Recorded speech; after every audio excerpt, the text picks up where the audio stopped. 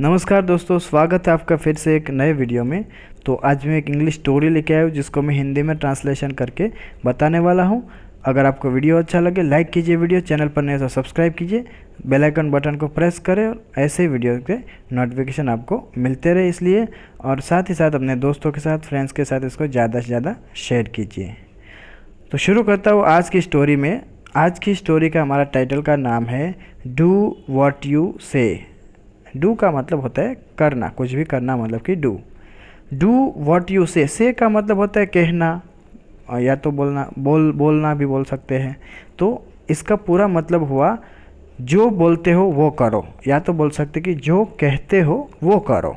Do what you से का मतलब होता है जो बोलते हो वो करो, या तो जो कहते हो वो करो। शुरू करता हूँ मैं। यहाँ आप देख सकते हैं मैंने हिंदी में लिखा है वर्ड बाय वर्ड, सब आपको अच्छे से समझ में आए इस वजह से मैंने लिख दिया है यहाँ। Once a poor and lonely old man lived in a small village. Once एक बार, अ पुअर का मतलब होता है गरीब, एक गरीब, एंड लोनली का मतलब होता है दोस्तों अकेला। ओल्ड मैन बूढ़ा आदमी, लिव्ड रहता था, इन अ स्मॉल विलेज एक छोटे से गांव में। मैनी अ टाइम्स का मतलब होता है दोस्तों कई बार, या तो बोल सकते हैं कि अक्सर। ही वुड से वह कहा करता था, या तो बोल सकते कि वह कहता था। क्या कहता था? I have no family. I have no family का मतलब होता है मेरा कोई परिवार नहीं है। फैमिली का मतलब होता है परिवार। मेरा कोई परिवार नहीं है। It would be better if I was dead. It would be better अच्छा होगा, या तो बोल सकते कि अच्छा होता। इफ़ आई वॉज डेड अगर मैं मर जाता तो, ऐसा बोल सकते हैं। तो ये अगर मैं मर जाता तो अच्छा होता। एवरी मॉर्निंग हर सुबह, he went to the forest वह जंगल जाता था। मतलब वेंट का मतलब होता है दोस्तों जाना।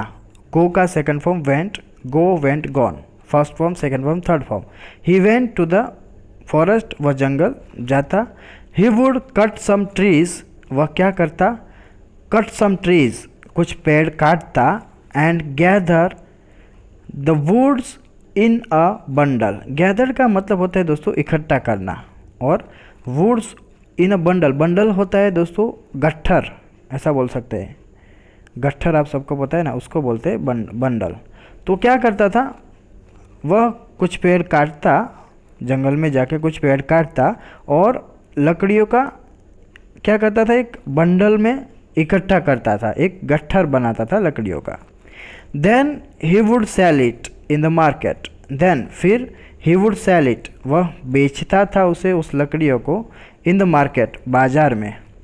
विथ हीज अर्नड मनी कमाए हुए पैसों से। विथ हीज अर्न का मतलब होता है दोस्तों कमाए हुए पैसे।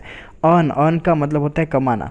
विथ हीज अर्न मनी मतलब कि कमाए हुए पैसों से उसको क्या करता था? He would eat some food वह खाना खाता था भाई कुछ। वह खाना खाता कहाँ पे?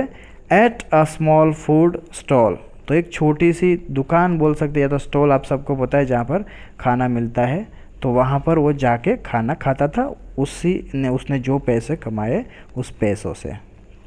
Once he had high fever. Once एक बार, ही हैड हाई फीवर तो उसको क्या हो गया? बहुत तेज बुखार आया। फीवर का मतलब होता है दोस्तों बुखार आना, तो हाई फीवर का मतलब होता है तेज बुखार, बहुत ज़्यादा बुखार। But he still went to work because if he would not go, then he would not get the money for food and medicine. But लेकिन he still went to work वह फिर भी, still का मतलब होता है फिर भी went to work काम पर चला गया, या तो काम पर गया। because क्योंकि if he would not go यदि या तो अगर वह नहीं जाता काम पे, then he would not get the money फिर उसे पैसे नहीं मिलते। किसके लिए? फॉर फूड एंड मेडिसिन खाने के लिए और दवा के लिए। मेडिसिन का मतलब होता है दवा, फूड का मतलब होता है खाना। तो भाई अगर वो काम पे नहीं जाता तो उसे दवा के लिए और खाने के लिए पैसे नहीं मिलते। As he was carrying back the bundle of woods. As, यहाँ पर एज का मतलब होता है जब। ही वॉज कैरिंग, वह ले जा रहा था। कैरिंग बैग, बैग का मतलब होता है दोस्तों वापस, ऐसा बोल सकते हैं। द बंडल ऑफ वुड, लकड़ियों का गट्ठर ले जा रहा था वापस। तो जब वह लकड़ियों का गट्ठर वापस ले जा रहा था, क्या हुआ? ही अगेन सेड, तो उसने फिर कहा। अगेन का मतलब होता है फिर से, फिर कहा उसने। I have no one to help me. I have no one, मेरे पास कोई नहीं, ऐसा बोल सकता है, या तो मेरा कोई नहीं है। टू हेल्प मी, मदद करने वाला, तो मेरे पास मेरी मदद करने वाला कोई नहीं है, ऐसा उसने फिर से कहा। I wish Yamraj takes me away. I wish का मतलब होता है मैं चाहता हूँ, मेरी इच्छा है। यमराज टेक्स मी अवे, तो उसने क्या कहा भाई कि मैं चाहता हूँ कि यमराज मुझे ले जाए। या तो आई विश का मतलब एक और भी दोस्तों होता है कि भाई काश यमराज मुझे ले जाए, ऐसा भी बोल सकते हैं। आगे देखते हैं। Yamraj the Lord of death was passing by. Yamraj के बारे में कुछ आगे बताएगा, मृत्यु के देवता है वो। लॉर्ड ऑफ डेथ मतलब कि मृत्यु के देवता। वॉज पासिंग बाय, तो वो क्या हुआ है, पास से गुजर रहे थे भाई। यमराज भी उसी टाइम पे पास से गुजर रहे थे। He heard the old man's voice. He heard, उसने सुनी। द ओल्ड मैन्स वॉइस, बूढ़े आदमी की आवाज़ उसने सुनी। So he appeared before the old man. So, इसलिए, या तो ही अपीयर्ड। अपीयर्ड का मतलब होता है दोस्तों प्रकट होना, या तो बोल सकते हैं कि सामने आना। तो वह प्रकट हुए या तो सामने आए। बिफोर द ओल्ड मैन, उसी बूढ़े आदमी के सामने आए या तो प्रकट हुए। एंड, और आस्क्ड हिम, उससे कहा। तो मैंने बोला जैसे कि बहुत सारे स्टोरी में बोलता हूँ कि आस्क्ड का मतलब सिर्फ पूछना नहीं होता, कभी कभी सिचुएशन पे डिपेंड होता है, तो आस्क्ड का मतलब कहना भी होता है। तो यहाँ पर भी ऐसा ही है। आस्क्ड हिम मतलब कि उसने कहा। टू अकम्पनी, अकम्पनी क्या होता है दोस्तों, ऐसा बोल सकते हैं कि साथी बनने को या तो साथ चलने को, ऐसा बोल सकते हैं, तो अकम्पनी बोलते हैं उसको।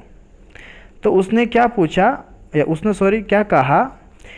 To accompany him to heaven with him.